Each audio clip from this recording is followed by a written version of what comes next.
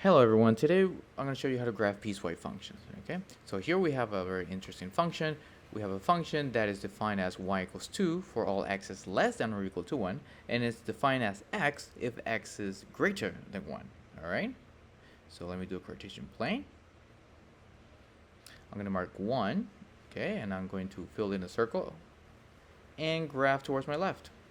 Okay, and now I'm going to claim that this right here is 2 in the y-axis. Alright, so this right here is this first part.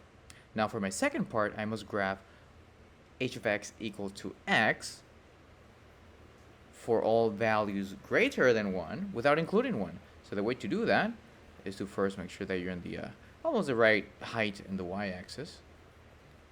Do an empty circle and then draw a diagonal that increases from left to right. Okay, and with that you're done.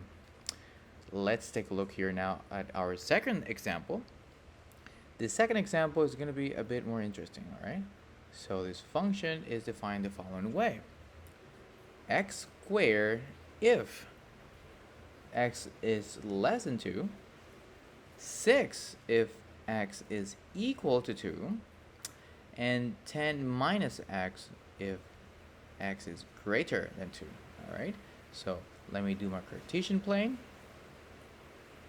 And let me start by graphing this first piece. So I'm going to say that this is 2 right here. So I'm going to do an empty circle and then draw a quadratic towards my left. Okay. The second piece says that the function is just equal to 6 whenever x is equal to 2. So I'm just going to do a dot here and then claim that here in the y-axis I have a 6. Okay, and that's it for that one.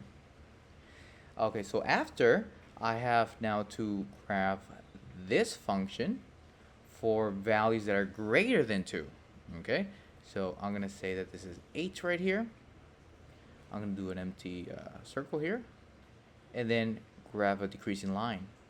Alright, and there you have it. Now before I go, I want to leave you with a nice problem. See if you guys can graph the following function. Let me look for a different color.